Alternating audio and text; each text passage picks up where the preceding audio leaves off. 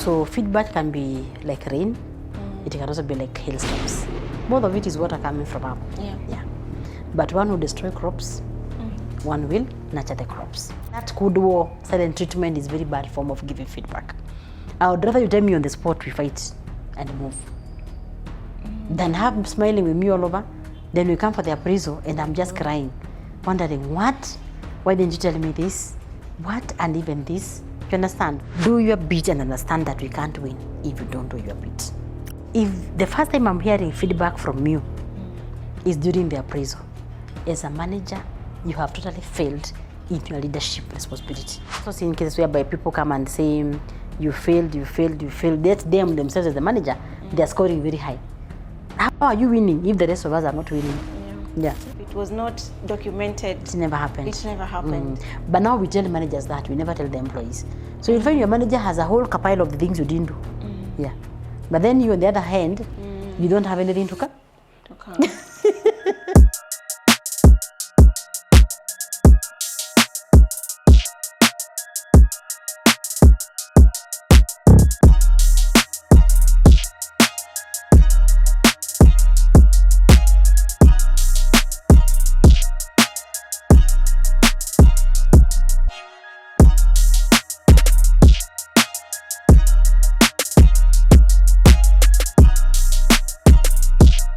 Now let's see then, how do we handle one of the most, or rather some of the most sensitive part of performance management, which is rewarding and punishing for performance. So when it comes to PIP, which is still part of this process, and I know it's also one of the areas that has been, we call it weaponized or demonized. And most employees now think that, or rather believe that it is an exit. Once you get there, it's an exit route. It's a deathbed. But we are trying to have that conversation to say that it is not, it is actually performance improvement, not an exit thing. How do we change the narrative of PIPs? If we mean it, if we actually mean it. If you actually mean it's performance, but I have a very different view about it anyway. For me as Jane, I would never put an employee that actually want to improve on that, on PIP. Because it's one of those things that tell you you're really performing badly. I would want first, it would be the last step in me managing your performance. It would be the last step. I would only put you there, Nikki, knowing very well we are parting ways. Because I've tried everything else. We have had conversations. And especially because I always tell managers we have to think about the bigger picture, even my fellow HR. If you have a good performer who has been doing very well, and then suddenly they are not performing, you must really look at the bigger context before you put them on a PIP. Sometimes I know people rush. But if Nellie was performing very well and knew that she was doing, and now she has suddenly dropped, what is affecting Nellie? Have you given her promotion and she's lacking skills? Is it an attitude? Does she have the resources? Is she clear? Is she being supported? You understand? What exactly is happening with Nellie? Or with Jane for this case, for this matter.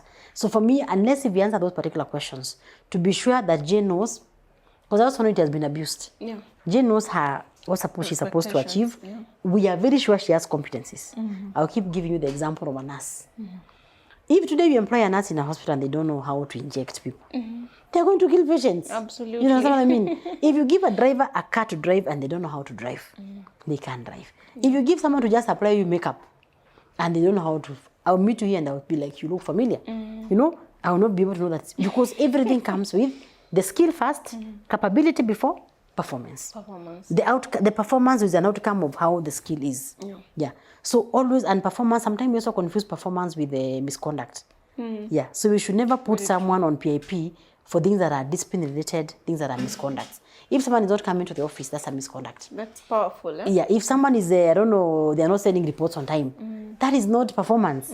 It is a misconduct actually. We should be addressed as a misconduct. It's only a performance issue if it's about a skill. And as you're talking about how will we support you to achieve this, then that we can come up with a skill and see how then do we support you with this, with that, with that. So always start with that. Are we clear on what you should achieve? Do you have the skill to achieve those things that you're saying you should achieve? I've seen people being promoted from an accountant, for instance, to a finance manager. That best accountant has now been put to a place that they can't deliver. They can't deliver. And the other old job is already gone. because they weren't prepared in terms of competencies for the next level. For the next level. For the next level. You are moving from calculus 1 to advanced calculus. Yeah. Without having to go to calculus 2 as you move up like that. So then you're introducing in a way that people are able to build their knowledge like that. So we have all those cases. So for me, PIP is the last thing that I do. If I do a PIP, then I will have to mean it. But most likely I'll have tried everything else. I call it a slippery floor. Yeah. If you put there, it can go either way. You can slip out, or you can. I've also seen people recover. I've also seen people recover from from that, depending on what exactly they were dealing with. But most important, give them a hearing, especially if they have performed before. Yeah. You've talked about. I think it keeps coming up. I think it's an important point I will not like to miss about capacity, skills, and some of these issues around performance are. Come because we set people for failure. Sure. You know, you've promoted, Nellie is very good in her job, maybe currently, as a recruiter or something. Then the organization structure all of a sudden changes, and we have maybe a HR business partner role or something. Then because my boss felt I'm so good in that job, then they put me in that job without necessarily thinking that the next level needs the next set of skills and capabilities. So maybe just before we get into rewarding performance, then I think it's very important then we understand how do we prepare people, because this is also the struggle of also first-time managers, lack of preparation. You know, we are moving on to the next step when we are always half-baked or just best for this, but not best for the next year. How do we bridge that gap? And it's a whole topic that has been researched on. It's called the Peters Principle. Yeah. Where we say most people are promoted to their next level of incompetence. Competency. So you move from competence to a level of incompetence. From being a very good accountant to a very poor leader or whatever that is that you're moving to. So we have to prepare people with and I like talking about this model of 7% learning on the job. 7% on the job. 30% could be other things like coaching and things like that. 10% could be a course that you went. You need to know how to do data analysis. We take you for a course, you do data analysis. Now you come, we give you opportunities to practice that data analysis. You know, you go for a course in public speaking because your work now involves, I don't know, presentations, stakeholder engagement. And you come back, now we let you lead the meetings. We let you do this. You go for a budgeting course, we have 70% time to actually have you do your budget for the department, do the actual budget, do the consolidation, present the budget, you know, things like that. So you learn on the job. So a good manager will give you those opportunities. And when we still talk about the individual development plans, we actually talk about what competency are we building Nellie for? Either for your current role or for the next role. Always remember, if you are going to choose development plans, you're not just looking at where you're not performing. You're also looking at where do you want to go. Where next? Could be 2 years, could be next year, could be next month. What skills do you want to build for the next level? So if it is stakeholder engagement, what opportunities do we give you on the job? 70% happens there. I like using the example of swimming, the bicycle riding, all those things that we can learn theoretically. Even basics of like making chapati. You can watch and think you know until you try. You now try to roll and it's a triangle. But it's very hard. And that you need to be very forever. So something you really have to do practically. Not some things, almost everything. You have to do practically for you to be able to know that actually I have mastered the skill. And the more you do, just like a child, they start walking, then they start running, they start doing somersets, the next minute they're Usain Bolts, you know. So everything gets better with time, but you have to be given the chance to practice.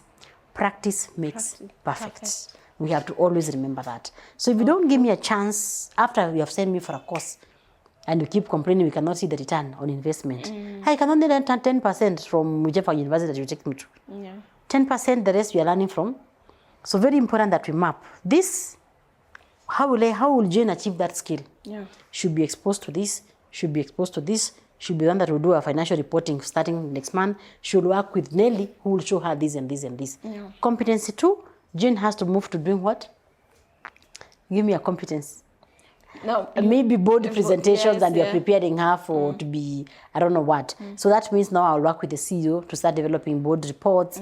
I go and I speak when she's sitting there. She can keep interjecting and saying, I am also want to add what Jane was saying. You understand? I'm being sent out to... on the just help you to improve on the areas after the observation. Exactly. I'm learning advocacy. I have done that course on advocacy for 6 months, but I need to go for the next advocacy trip with my CEO, with the advocacy specialist, with Swen. So I need to be exposed to how to do now an advocacy policy, an advocacy strategy. You know, let me get 40% as we move. Start delegating things to me, start exposing things to me. So it has to be very clear. This competency, what is the plan for me to achieve? The plan cannot be academic. 70% on the assignment. 10% can be me now understanding the skill. I hope that's clear. Very clear. Yeah. Wow. Every time we say you're supposed to learn this and we don't talk about the how, and we don't see to measure. Because again, we have to say we meet again in 3 months and see how you have grown in that particular aspect. When you see today that Jane was never given a chance, or I was given a chance but I feel like it was not adequate. Let's talk about rewarding performance, because we can't talk about PIPs without also talking about rewarding performance. And I want us to focus on then, in the event that, of course, we are told there's performance bonus, and as you said earlier, there's reward. I mean, delivering as a team, or succeeding as an individual. But we've had this conversation where, from where I sit, I did my bit, I did my work. My scorecard is green, green, green. Yeah. But while the organization may not have performed, then that means our bonus or the salary review budget is affected. So within this organization that has not delivered, how do we reward employees who have delivered on their targets? Let me first of all insist or emphasize that we must always know that the things that we do are not on their own. They are not on a silo. The fact that you're an accountant and you're doing things on time are not going to inform the bigger picture alone. There are so many other things that have to affect the business performance. So people have to always know that guess what, we are all pulling together. Same I said about football. We only have one win, scoring the goals. If you still pass the ball, you still did ABCD and this and this and this. You even did I don't know what, you trained, you were fit, all the things that you're supposed to have done, all the KPIs at your personal level. If you did not achieve the organizational KPIs, which most people never look at, so don't just focus on your individual KPIs. Please always ask, what are the organizational KPIs? What was our target for this? What was our target, especially on the profits? Forget everything else. If you're talking about being paid a bonus, if you don't make that profit, and I've also seen whereby people make the profit, but then the business introduces other things. We're investing in Ethiopia, so the money is going ABC, and therefore that is eating on our bonus, things like that, and people feel like it has been changed. But assuming that doesn't happen, and you're just talking about the business did not achieve, there is no way that you're going to be given that particular bonus, because from where? But people have a problem. People don't have a problem being told that. They don't have a problem with the disappointing news. They have a problem when the news are not explained. Because in their mind, you are saying they worked. And maybe the business is hiding the profits. Then they feel they sold so much, they did ABCD. How come you're saying there are no profits? Or they are being told Kenya has to be merged with the group. In Tanzania, Uganda, I don't know so where. So that we get the group performance. So if Uganda didn't perform, we get the bonus budget from there. Kenya works very hard, but now we are being punished for this. So those interviews have to be addressed. But where you cannot give people, always explain. We are not able to give this particular time. They may understand, they may not understand, but always explain. Don't just say no. There are no pay rises. You guys, the year was bad. Don't just say that. Say there are no pay rises. It has nothing to do with your performance. You performed very well at an individual level. Unfortunately, at the group level, that did not translate. So we can now reward you with things that are not monetary. Because you're a strong performer. We can give you international exposure. We can expand your role. We can do ABCD. Some employees will refuse because they see that as extra work. But I keep saying we have what we call the career capital. Before financial capital, we have what we call the career capital. Actually, you should always pursue that career capital. Why? If today I give you an extra assignment that you have not been doing, it means I'm preparing you for a bigger job. Which may come through my current organization or a different organization. Absolutely. So those responsibilities always build you for a bigger financial salary later. Maybe not now, but later. Not just even a little salary increment, but even a a bigger job outside that will come with a lot of cash. Yeah. So every time you keep refusing to be given extra jobs because you're saying there's no money, they just give me more work and no money that is matching with it. There's also a flip. You are being exposed to skills that will actually make you stand out. I actually like that other lens. Yeah, that's true, because it may not come now, but it is now preparing. It is a seed, trust me. Yeah, it is a seed. It is a seed, yeah. And they say you are paid in experience and sense. Sometimes both, sometimes just one. Yeah, so there are times that you just get the experience, but trust me, it's a seed. Powerful. You reap big in it at some point. Powerful. Yeah. So that's quite interesting. Guys, keep just sharing your comment if you've come with us along and what the different parts of this conversation. Then I would like to hear your feedback, and also just share with us your experience. How has your experience been when it comes to performance management? What has your experience been even with your manager? Have you received surprises, or you lucky to work in an organization where the feedback structure is actually very clear? So for the next part, we are talking about preparation. How do we prepare for this from both the manager and the employee side? Because we always told that if you don't prepare, you prepare to fail. Failing to prepare is actually preparing to fail. Yeah. So then we want to have a conversation on how do we prepare for effective and objective performance management conversations, because we are in that time of the year, and I know you guys have already started having those conversations. So for the next part, Jane is going to just take us through then how do we prepare for these very important conversations. You mean the appraisal? Yes. Okay, so first of all, let me talk to the employees. Please always prepare your brag bags. Walk like this with the things that you have done for the quarter under review. But you have to always start with the end in mind. If it's January, what will success look like in June or whichever time that you've been appraised? If you don't start with the end in mind, you'll have nothing to carry in June as you go to appraise. You might carry things that is not what we expected. So it could be your boss did not give you, like you had said earlier, or your boss gave you, but always start with end in mind. What does a goal look like? What does achieving this goal look like? You understand? Yeah. So that even before your boss tells you have exceeded or you have not exceeded, you're actually very clear. Yeah. Our goals look this way. So start with the end in mind even before you come to appraisals. If you didn't do that this year, in the next phase, please do it. Yeah, understand what would make them give me an outstanding. What would make me get below standards. Yeah. So have that in mind, and then now plan and break your things month by month. You know, the way we play games, season per season. You know you're doing this season, then you go to this, then you go to this, and we just have to plan for that. Yeah. You don't have to plan for 5 years from now or 2 years or the whole year. Break your yearly goals into monthly things, depending on what you're doing. It could be routine work, but the things that you're supposed to deliver, break them to that week, to that month, into small, sizable things that you can actually be able to achieve. And as you do them, sometimes document. Don't assume you remember all your successes. When it comes to media review. Yeah. I've seen people even chewing breakout. You know, they can't remember what they did, what they achieved, what they did. They can't remember. So depending where you work and what kind of manager you have, be very keen in actually that documentation of. If you didn't document, your emails have it. Just go to the emails and you see so many things that you did. Yeah. Even when you're doing reports, for those of us who are in consultancy, sometimes you're billing per quarter. And you can't remember what you did for this particular client. You go back to your emails and you're like, wow, this. So documentation is so key. Very, very, very key. Document. And self-advocacy is not bragging. It is just you explaining what you did for the organization. It is not the time for you to play humble, to say you can't advocate for yourself. You must be able to advocate for yourself. Even if you're quiet, even if you're calling yourself an introvert. Yeah. You be an introvert, but when it comes to saying what you do for the business, be able to say, I am happy I was able to do this and that. These leads. I was able to convert this. I was able to collect this. I was able to do. So being quiet does not mean that you don't talk about your achievements. Talk about them and also bring evidence.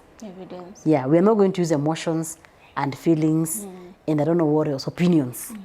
It is about the evidence, the outcomes, and people can actually see on this particular day. If you have evidence, even your manager, even if he hates you, there's little that he can do because then you already have the evidence. Yeah. Very key. So I like the part of evidence. Have evidence. Then I also like the part of documentation. They say that in corporate, if it was not documented, it never happened. It never happened. But now we tell managers that, we never tell the employees. So you'll find your manager has a whole pile of the things you didn't do. Yeah. But then you, on the other hand, you don't have anything to come. So when we say if it's not documented, it never happened. Most of them we are addressing the managers. And you who is being appraised. Yeah. So when it comes to the manager side, then how does the preparation look like? For the manager, it's the same thing. Be able to just go through and be very focused on 3 things. Always, everybody, if you have not fired them, they have something good. Don't be in that trap of having a catalog of negatives. On January, this never happened. Hey, you have been very consistent in your non-performance, you know. So be very good that you're able to say what they have done very well or they have attempted. Remember, when you're doing performance appraisals, we can never do assessment without capacity. Yeah, it would be very wrong that you're asking a grade 1 kid to do grade 4 things. Yeah. So very important that it is you who is a mistake as the person that is assigning the job, that you are assigning people who are lightweight, heavyweight duties. So even that capacity is part of what you're assessing. Not just that this was done or not done. Especially where things were not done. And the other side is also true, the vice versa. Where you are assigning grade 5 people, grade 1 assignments. And people are feeling very underutilized in your space. So all those has to be, don't just look up, we're supposed to move A to B. Was it moved? Yes. Be bigger enough. Be able to look at the broader context of those conversations. Make work meaningful for people. Understand that all of us want to grow. All of us, we have one thing in common, human beings. Everybody wants to grow to their next level. It doesn't have to be money. Money is very important if you can grow, fine. But even in terms of responsibilities, in terms of our significance, in terms of us feeling that we actually did something for the team. So sit down, say, I'm appraising Nellie. What did Nellie do very well this time? Both the hard technical things and the how. She's very collaborative. She communicates very well. She's flexible and very adaptable and ABCD. She delivered 10 reports on time. 1 was late, fine. She did ABCD. And tell her we are going to start with what worked very well. You discuss that. You finish. She even Nellie even starts. The person you are praising starts. What they think they did very well. Then you compliment or say, I also think this and this and this was very well done. Always starts with the employee giving their side of the story. Then the manager compliments and gives their feedback. So we start with what worked very well, the strengths. Then we come to the beef. So it's called the hamburger. The hamburger, but not the one for saying whoever. So the hamburger in terms of we are starting with the good, in a very sincere way. Then we come to the beef. In this session, I feel like the following should have been. I told you in January, I told you in February. If you have been giving the feedback the way it's supposed to be given continuously, again like they give in football, continuously. And why they give continuously in football is because they can't afford to lose all those games. The coach has to be fired. Not the employees, but then we fire the employee, the coach atakuwa ameenda. You understand? Because he's the one who's not managing the team. He's not giving feedback, he's not doing ABCD. So we cover about the beef. If you have given this beef and the employee knows, it just becomes a summary of conversation that we have had through the beef. There are no surprises. Yeah, because we spoke about it in January, you know you're doing very well. We have been working on this, I've supported you. Or maybe it is not, it's completely impossible for you now to achieve this. So even as we sit, we almost have a feeling of this is going to be very tensioned. Let me call HR in. Or this is just going to be a very easy conversation. There are no surprises because you have been present in the, you have been present in the pitch. You know? You have been very present. And you had asked me about feedback, there's something I didn't see. In football, you see them using the VAR. You know, where people after do things that they should not do in the pitch, or either do or not do, and they refuse, and they know they have done the wrong thing. Then you come look at it, and then you can actually see you're on the wrong. Here is your red card, or it's something minor. Here is your yellow. So for the feedback, it's the same, because you do not have that VAR. Just know if you come to give feedback now, and this is happening, and you don't have what will you tell me? Even football is happening now, and people are denying. What will happen? You understand? So if you're not having those conversations and you're also documenting, and we can also talk, anything you say that I didn't do, do you have the evidence? Because we are going to have the 2 and 4th. Allow me to also talk about emotional intelligence in appraisals. It's a very emotional period. Very. especially for people who have not been meeting. And even for those who have been meeting, sometimes it can be very emotional. Yeah. So managers need both parties, but let me talk about the manager being the big one in that relationship. They need to be very aware, self-aware of what they're feeling. Am I feeling like Nellie has really disappointed me? And what emotions am I bringing in here? Maybe something happened last week, because I've also seen such managers. You have been a very good person. They have even been fronting you for promotions. Then something happens. Last minute. And our focus is just on that. Absolutely, that happens. Just that. It's very common. I've also been a victim of just that. So you have to also ask yourself, could my judgment be crowded by the recent things? Maybe they have been a very bad employee, but because the appraisal, they have changed to being good. I've actually seen that happen, Jen, and let me share this example. An employee was on probation, and you have a conversation with your line manager, and let's say you've had a conversation on Monday, and tomorrow your line manager has appraised you and has confirmed you're going to be confirmed. Then something happened on Tuesday, and the confirmation was revoked. Yes. Was it very serious? I don't know, it depends. But again, just that process of maybe your manager tells you something, you need you to do this, but I don't feel like I should do it. Maybe you've told your manager no. And that entire thing changed. Your letter was already done and it was revoked and all that. So I understand what you're saying. Wow. Yes. Yeah, so all those things happen where you become, your judgment is you are annoyed. Yeah. There's something, because we're all humans. Today we can move from being a happy state to a very sad state. To a very, whichever state we move. When you hear guys saying, I'm in my happy place, it is not a permanent space. People move to different states in terms of emotions. Yeah. So as a manager, and you're coming to appraise me, but you could be in a space where you're actually feeling very annoyed with me. Yeah. You really have to be self-aware. Because if you're not aware, then the whole meeting, and I know you have seen such conversations, where you go for appraisals and the whole meeting is just a mess.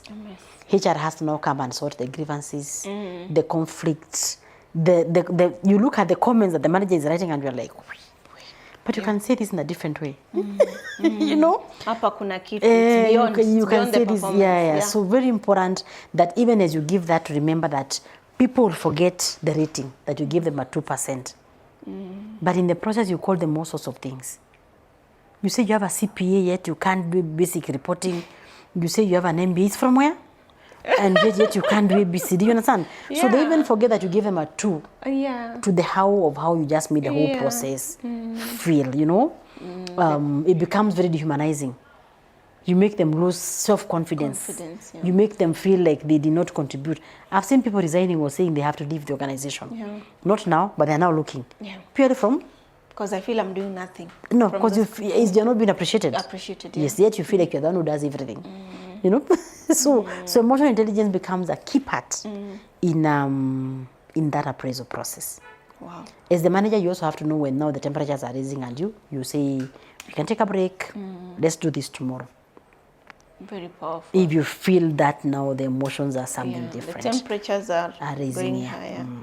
Very powerful. Yeah. So before we end this conversation, I would just like for you to tell us what are some of from your experience, the do's and don'ts of any performance management process.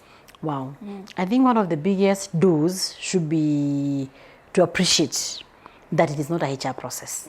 Yeah, it is not a HR process. The performance you're talking about here is not my performance. It is the business performance. It's only that now that business performance is only achieved by our collective efforts and responsibility. So the moment we know that it is not the HR process, even the CEO now focuses on it in a different lens. It is not about the forms, it's not about which system we are using in performance management. It's about, are we all pulling our way to achieve this? And that means it becomes a leadership responsibility. Yeah, so the role of HR is to facilitate, to advise, to give the framework, the processes, an internal consultant, an advisor for the process. But it is a leadership responsibility. Everybody must know why their arm exists and why that arm has to deliver what they have to deliver. And the managers have to know that they are the key people in that. Putting the team together, who you hire, whether they know where they're scoring, the rules of the game, managing discipline, motivating them, all those are things that affect that performance. In football, again, you always see clubs that were top of the table.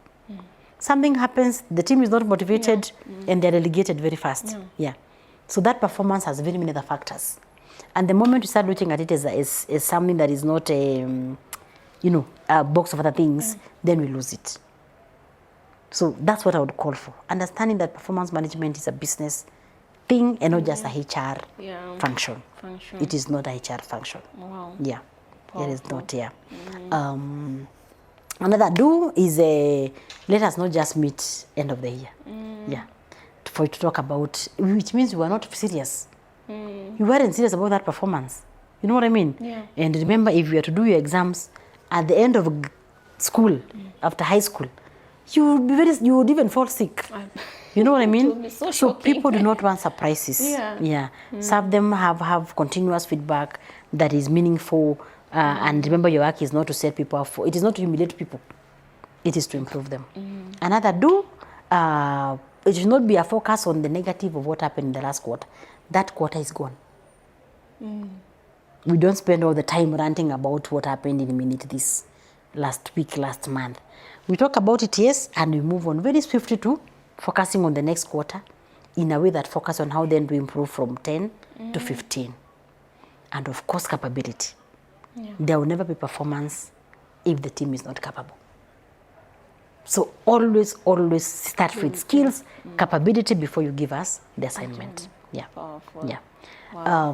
You said the don't, making it a ceremony that people just do as a ritual. Because You know? HR wants the appraisals. But even Zipewa HR must make sure people understand it. You know, your scorecard needs to be in your file. Yes, let me just say that organizations do not do it, or HR doesn't, because we love appraisals.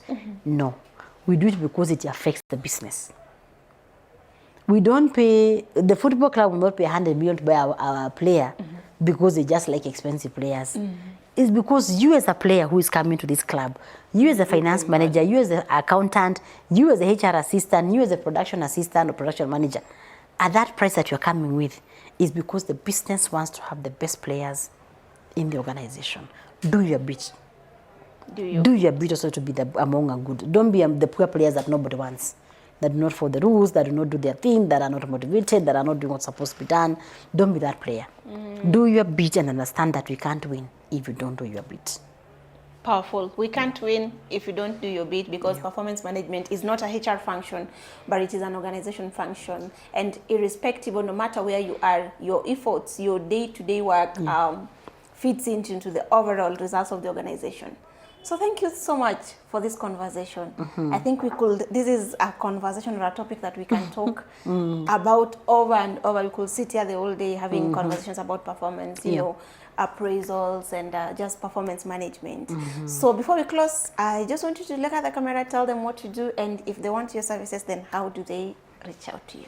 Super awesome. So my name is Coach Jane Mutisya. Like I said when you're starting, I run a HR firm called Career Management Center. We provide HR services end-to-end for organizations. We have what we call HR outsourcing. If you don't have HR department, we come partner with your business and we manage your people that they should be managed. If you have a HR department and maybe it's heavy on one side, it could be heavy on operations and maybe weak on strategy, we come and complement you. It could be good on strategy and then operations is heavy for them. Again, we come and complement you. We do your job evaluations, we do your HR policies, we do recruitments and get for you the best talent ever. We do employee engagement surveys, and we also support with disciplinary processes. If you want to handle disciplinary process and you don't know how to handle, could be for any level of employee, from your CEO to whichever level, we come and partner with you and ensure that you actually get the thing right. For job seekers, we provide career coaching services for your interviews, for your next level growth, all those things when you feel like you don't have that clarity. And in terms of training and development, we have 3 signature programs that we give. One of them is Amazing Manager. We train managers on the competencies of how to just manage organization. We have a 6-pillar program that we give on just how to be an amazing manager or to be able to be a leader, starting with self-leadership to leading others, managing performance, and several other things that form that particular course. We also have what we call the HR for non-HR as a course, because again, like we are talking about, HR gives the framework, but so many things that HR does happen at the management level, from induction to recruitment to disciplinary, all those things that HR gives the framework happen at. So we have HR for non-HR is another program that we give. We also have another program that we call the Workplace Disciplinary Procedures, which just focuses on how do we ensure the manager understands their role when it comes to handling discipline, conflict, and grievances at that departmental level. And when do they escalate to HR, and how do they collaborate? That's all. It's all about us. You can find us online, Jane Mutisya on LinkedIn, or just Career Management Center Kenya. If you search that, you'll find us there. Thank you very much. Thank you, Jane. Yeah. Thank you.